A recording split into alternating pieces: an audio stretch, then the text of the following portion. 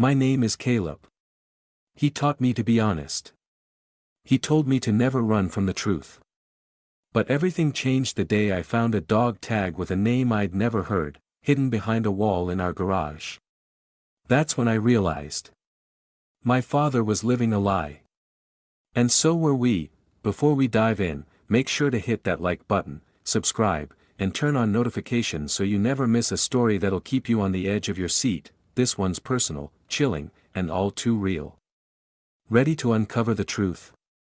Let's begin. Growing up in Rapid City, South Dakota, I thought my dad was just a quiet man who liked old trucks, black coffee, and country music.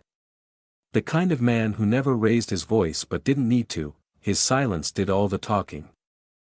He ran a small garage off Highway 16, fixing up everything from busted farm trucks to the occasional Mustang someone couldn't bear to let die. People in town trusted him. Called him Ron, like they'd known him their whole lives, but even as a kid, something felt off. I'd hear him on the phone late at night, standing on the back porch, speaking in a tone I never heard during the day, clipped, urgent, like someone reporting in. When I'd ask who it was, he'd just say, "Shop stuff, Caleb. Go to bed." Then there was the drawer in his workbench, always locked, even though he kept the key around his neck on a silver chain. Once, when I was 12, I tried to pry it open with a screwdriver while he was out. I barely got the drawer to budge before I heard his truck pulling in. I slammed it shut and ran to the other side of the garage. He never said a word. But that night, the key was tucked under his pillow. My mom, Dana, never talked about his past. Anytime I asked where Dad grew up or where he went to school, she'd say something vague like, "Oh, I think it was somewhere down south." I once brought home a school project on family history, and he flat out refused to help. Just stared at me and said, "Some things are better left behind, son." But it was the photo that finally cracked the surface. I was 15. I'd been helping him clean out the attic above the garage when I found an old shoebox taped shut and shoved behind a beam. Inside were faded letters, a worn-out Bible, and one photo that didn't make sense. It showed a group of soldiers in desert fatigues. My dad, clean-shaven, 10 years younger, stood in the middle with a name patch that didn't say Simmons. It said McGinnis. I took the photo downstairs, confused and a little excited. I thought maybe he'd finally open up about something real. But when I showed him, his face went pale. He snatched it from my hand, walked to the oil drum in the corner, and lit a match. He burned it. Right there in front of me. I remember the smell of smoke, the flicker of flame, and his voice low and hard, "Don't ever go through my things again." He never brought it up after that. But I couldn't forget it, not the name, not the look in his eyes, and definitely not the feeling that my dad, the man in the garage, was hiding something bigger than I could imagine, something dangerous, and one day it would come for us. It happened on a Tuesday. The kind of cold, wind-chapped day that made Rapid City feel like the edge of the world. Mom was working the late shift at the clinic, and Dad was supposed to be at the shop. I had the house to myself, just me, a microwave burrito, and the sound of the wind howling through the windows. Then the landline rang. We never used it. Hell, I didn't even know it worked half the time. I figured it was a telemarketer or maybe one of Mom's patients calling the wrong number. But something in me hesitated before I picked up. "Hello?" I said. A pause.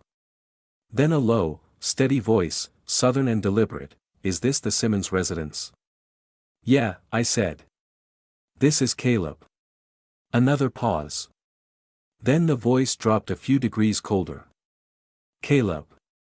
You need to listen carefully. The man you know as Ron Simmons, he isn't who he says he is. His real name is Walter Dean McGinnis. He's wanted in 3 states. Fraud. Stolen identity. And an active investigation tied to a missing soldier from Fort Leonard Wood."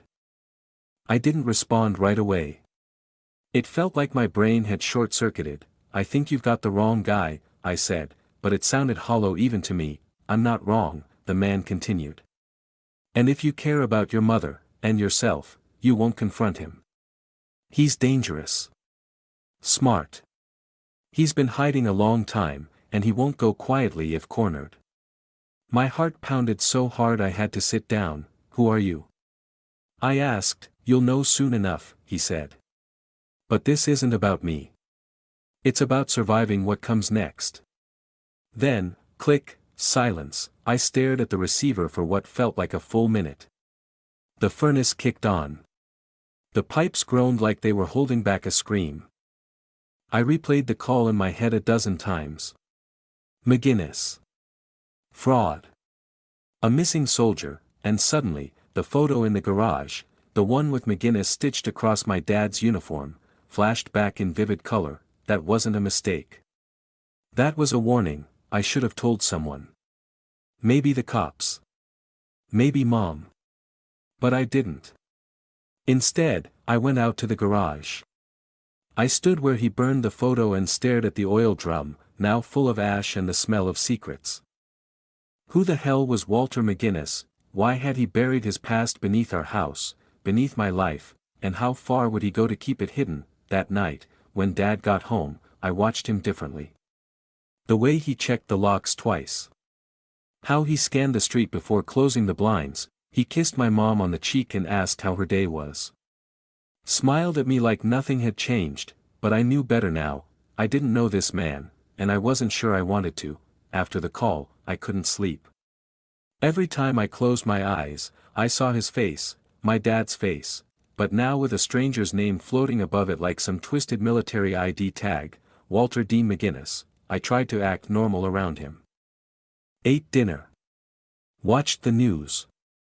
Even helped him rotate the tires on a neighbor's truck. But under it all, I was watching. Listening. Waiting, and searching. The first place I looked was his bedroom, but he kept it spotless. Like a hotel room no one actually lived in.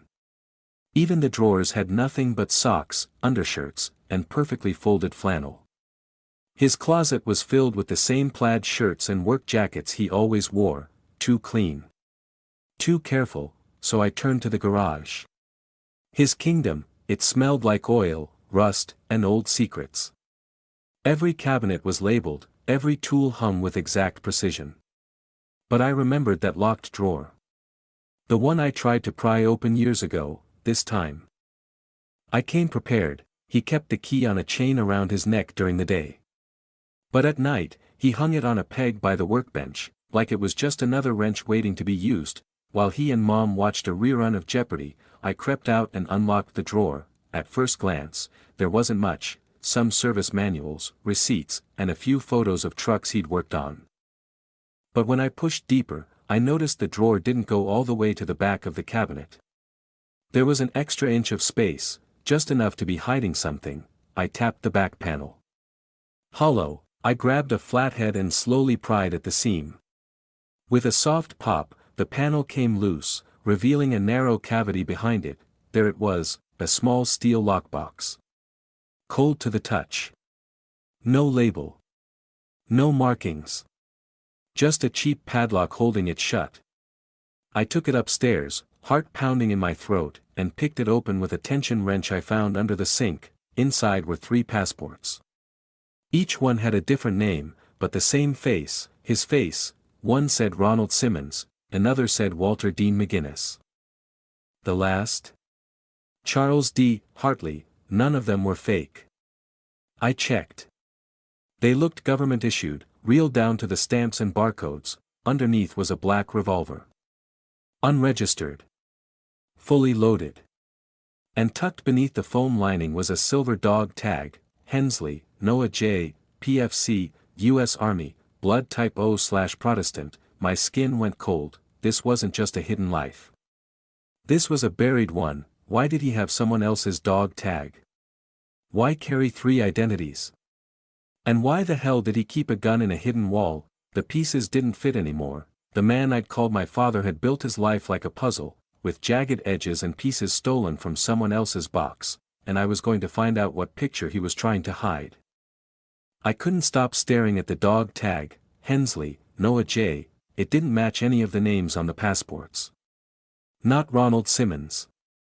Not Walter McGinnis. Not Charles Hartley. So who was Noah Hensley? I grabbed my laptop and sat on the floor of my room, the lockbox still open beside me.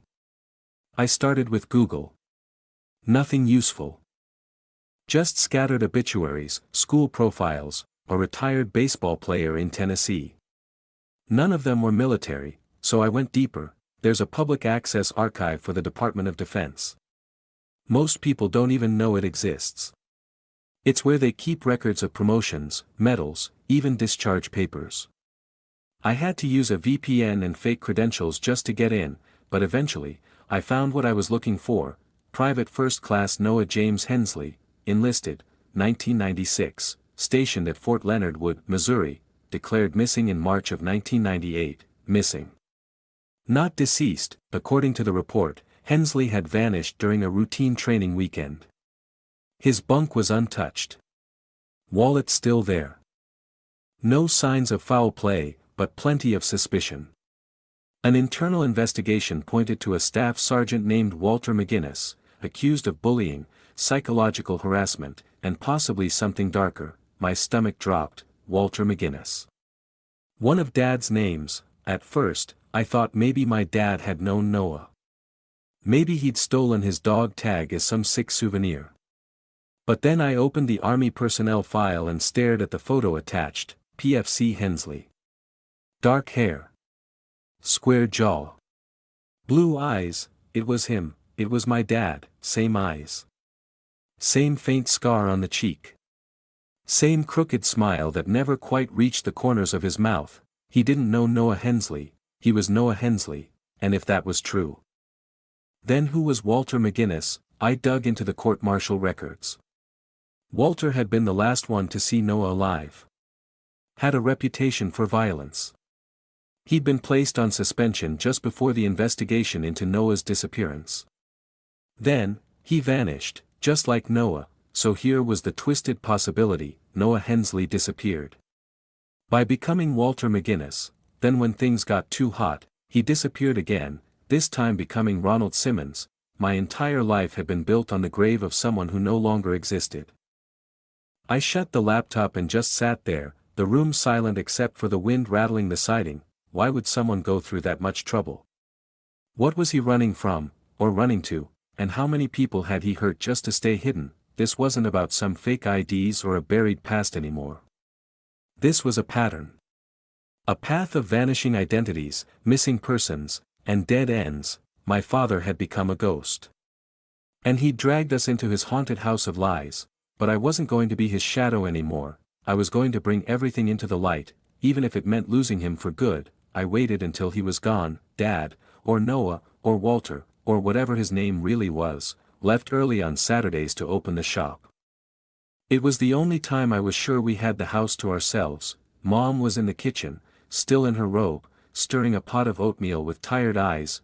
"Mom," I said, "we need to talk." She looked up, instantly alert. Like she'd been waiting years for someone to say those words. I didn't waste time.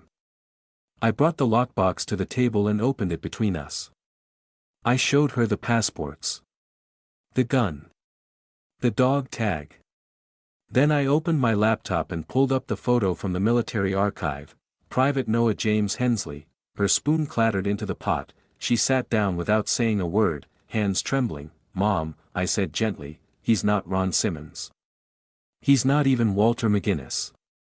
He's a missing soldier who's been running from something for over 25 years. Tears welled in her eyes. "I know," she whispered. I stared at her. "You what?" She looked down, like she couldn't meet my gaze. "Not the whole truth, Caleb." But I knew something was wrong. From the beginning. She told me how they met in Minnesota. How he swept her off her feet, charming, mysterious, always saying he'd been through things he couldn't talk about. She was young and grieving her mother. He was strong. Confident. Said all the right things. They married fast. Moved to South Dakota even faster. Then the rules started: no long phone calls. No visits from family. No social media. He handled the finances. Opened all the mail. Controlled every part of their life like it was a mission. I thought I was protecting our privacy, she said. But after a while, I knew it was control. I just didn't know how deep it went. Why didn't you leave? I asked. She laughed bitterly. He always made sure I had just enough comfort to feel safe, and just enough fear to feel stuck. Her voice cracked then. And you? I stayed for you. I thought if I left, he'd take you. Or worse. She looked up, finally meeting my eyes. I've been in this prison so long, I forgot what it meant to ask for help. We sat there in silence, mother and son, two people who had lived in the same house but never really seen each other, until now. I reached across the table and took her hand. We're not staying in this any longer. She squeezed back, eyes hardening. No. We're not. That morning, we made a decision. We weren't just going to survive this. We were going to expose him. Because if he was willing to erase entire lives to hide his truth, then it was time to make sure the truth finally found him. The number on my caller ID wasn't familiar, but I recognized the voice immediately. Merton, he said. You did the right thing calling me back. Special Agent Travis Merton, Army Criminal Investigations Division. The man who'd warned me not to confront my father. I need the truth, I said. All of it. And he gave it to me. My dad had been a ghost in the system since 1998. After faking his disappearance from Fort Leonard Wood, Noah Hensley re-emerged under the stolen identity of Walter McGinnis, a staff sergeant who mysteriously vanished around the same time. Merton believed my father killed him, took his name, and used it to disappear into civilian life. Years later, after the heat died down, he did it again, this time becoming Ron Simmons, settling in South Dakota like he'd been born here. It was like peeling back layers of rotted paint to find a wall that was never whole to begin with. Merton had been tracking him for years, but the trail always went cold. No fingerprints, no paper trail. No cooperation. Until now, we can't just arrest him, Merton said. There's not enough physical evidence, yet. But if you can keep playing along, keep gathering intel, we might get what we need. One mistake is all it'll take. Playing along. Pretending. Living with a man I now believed was capable of murder, it felt like holding my breath underwater, I told Mom. She was terrified, but calm in that quiet way I'd come to understand wasn't weakness, it was survival. We agreed to act normal. Every morning, I said good morning, Dad, like my stomach wasn't turning. Every night, we sat at dinner like I didn't know what he'd done. We smiled. We talked about the weather. We laughed at reruns of Wheel of Fortune. And all the while, I was watching. Recording his movements. Taking photos of documents in the garage. Forwarding copies to Merton through a burner phone he provided. We were living with a monster, and pretending not to flinch every time he opened a drawer, the scariest part. He was still so good at being him. So good at being Dad. He still made my favorite chili. Still offered to check my truck's brakes. Still told Mom her hair looked nice when she tied it up. It was like watching a man wear his humanity like a mask, but I saw the cracks now. The long, silent stares out the window. The way his hand sometimes twitched near his hip like reaching for a weapon that wasn't there. He was slipping, and the more pressure we applied from the shadows, the more likely he'd reveal what Merton needed. The truth was close, but so was danger. To bring him down, I had to become what he never expected, his mirror. Calm. Patient. Lying with a smile. If we were going to catch him, I had to become the very thing I feared, just long enough to destroy him. Sunday dinners were sacred in our house. No phones. No TV. Just the three of us around the table like some quiet Midwestern tradition that never broke, even when everything else around us had. That night, everything had to look normal. Roast beef, mashed potatoes, green beans with butter, and a steaming pot of black coffee. Mom set the table like always, humming something soft. I poured Dad's drink and sat across from him, trying not to flinch when our eyes met. He smiled. This smells incredible, Dana. She smiled back, Though her hand trembled slightly when she passed him the pepper shaker, the air felt dense. He didn't know yet. But he would. Merton had given us the green light earlier that afternoon. "We're ready," he'd said. "We've traced the gun. It matches a serial number tied to a robbery in Arkansas, same month Hensley vanished. Get him talking, if you can. Don't try to disarm him. Just keep him there. We'll come in fast." So I took the first bite. Then the second. My heart beat so loud it felt like it echoed off the walls. I waited until he was mid-chew, relaxed, unsuspecting, then I said it, "Hey, Dad. Do you remember Noah Hensley?" The fork froze halfway to his mouth, silence. He swallowed slowly, his eyes meeting mine. Cold. Calculating. "What did you say?" "I found the dog tag," I said. "In the garage. With the gun. With the passports. And then I found your army file. The real one." I saw the flicker in his expression. Not panic, training. He stood, casually. "Where's your mother?"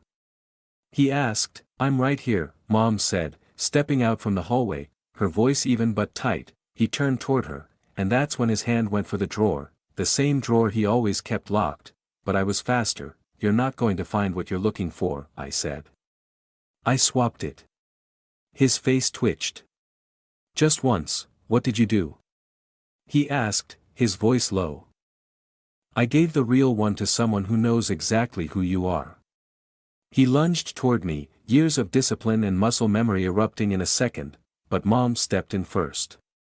The cast iron skillet came down with a sickening thud, right across the back of his head. He collapsed like a dropped marionette, groaning as he hit the floor. I stood over him, breath heaving. He looked up at me, dazed, blood trickling down the side of his face. "You little bastard," he slurred. "No," I said quietly. "I'm the one who stopped pretending." Red and blue lights splashed across the window. Doors slammed. Boots stormed the porch. Within seconds, agents were in the kitchen, shouting commands, cuffing him on the floor. It was over. The trap had worked. The man who'd built his life on stolen names and buried secrets was finally caught, by the people he thought were too weak to fight back, by the family he thought he controlled. He didn't fight, not when they pulled him to his feet. Not when they shoved his hands behind his back and read him his rights. He didn't scream, curse, or try to twist the truth like I expected. He just stood there, bleeding from the head, staring at me like I'd set fire to the life he spent decades building, and maybe I had. The kitchen was dead quiet once the yelling stopped. Just the squeak of boots on linoleum, the click of handcuffs, and the static from one of the agent's radios. Special Agent Merton knelt beside him, eye level. "Noah James Hensley. You are under arrest for unlawful flight, aggravated identity theft, weapons possession, and obstruction of military justice." "Anything you say," Dad cut him off with a smirk. "I know how it works." It was the first, and only, thing he said that night. They took him out through the back door. Probably worried the neighbors would see. Probably worried someone would recognize the man they thought they knew. He didn't look at Mom. He didn't say goodbye, but as they walked him past me, he paused for half a second. Our eyes locked. His expression wasn't angry. It wasn't scared either, it was hollow, like whatever part of him had played Dad all those years had finally stopped pretending, and maybe that was the real him. After all, they held him overnight in Rapid City before transferring him to a federal holding facility. Merton said the case would be complicated. He'd likely face military charges first for desertion, maybe even murder if they could confirm what happened to the real Walter McGinnis. Then the federal identity theft and weapons charges would come after that. Mom didn't sleep that night. She sat on the couch in her robe, clutching an old photo of the three of us from when I was little, smiling in front of Mount Rushmore, like we were normal. Like we weren't a ghost story waiting to unravel. "You think any of it was real?" she whispered. "I don't know," I said. "But we are." We packed what we needed over the next few days. Clothes. Documents. What little cash we could scrape together. The house suddenly felt like it had been built on top of a grave. Every photo on the wall, every creak in the floor, every note in his handwriting, infected. By the weekend, we were gone. I watched from the rearview mirror as that beige house disappeared down the hill. The one where I learned to ride a bike. The one where he taught me how to change a tire, and the one where I discovered my father had been alive the entire time. He wasn't yelling when they took him. But the silence said enough. He knew. It was over. We left Rapid City behind like it was part of someone else's dream, someone else's life. The day after the arrest, we legally started the process to change our names. Mom went back to her maiden name, Ryberg. I took it too. Caleb Ryberg. It felt strange at first, signing papers with a name that had no blood tie to me. But blood, I'd learned, didn't make family. Choice did. We moved east, settling in Sioux Falls. A small apartment. No garage. No shadows in the floorboards. Just quiet mornings and the freedom to breathe. Mom started working part-time at a community clinic. Said it felt good to help people without feeling watched. She smiled more now. Wore her hair down. And sometimes, when she thought I wasn't looking, she'd cry, but they were different tears. Not of fear. Just release. As for me, I didn't go back to college. I found something else. Something that felt like purpose. I joined a non-profit that tracks missing persons, vets, runaways, cold cases. People like the real Walter McGinnis. People whose stories were cut short by someone else's lies. I used everything I'd learned, about digging, tracing aliases, spotting fake IDs, reading inconsistencies in timelines. I became the kind of person who could find the truth beneath the lies. Sometimes, I stare at the mirror too long, I see him. Same jawline. Same eyes. The same half-smile he used when trying to win someone over. It's like my DNA tries to remind me where I came from. That part of me will always be tied to a man who lived 3 lives and destroyed them all, but then I remember what separates us. He ran from the truth, I ran toward it. He destroyed lives to hide who he was, I helped rebuild them by exposing the lies. He chose silence, I chose to speak. I haven't heard from him since the trial started. He pleaded not guilty, of course. Claimed he was protecting his family. Claimed it was all a misunderstanding. But the evidence is stacked high, gun records, the DNA match from the army files, and the dog tag. There are rumors he might take a plea deal. Avoid murder charges if he tells them where McGinnis remains are buried, but honestly, I don't care anymore. What matters is that he's not hiding behind our front door. Not fooling my mom with soft words. Not calling me son like he ever earned that title. I don't need revenge. I have peace, and every time I help someone find their missing person, every time a family gets the answers we were once denied, I take back a little more of myself. So no, blood isn't everything. It's the truth that runs through your veins that matters, and I've learned to live with mine wide open. If this story kept you hooked, don't forget to like, subscribe, and hit the bell icon so you never miss the next jaw-dropping true tale. Do you think Caleb made the right choice? Drop your thoughts in the comments. I read every one, and if you've ever uncovered a dark family secret, share your story below. You're not alone, new stories every week. Truth, betrayal, and the fight to break free, right here.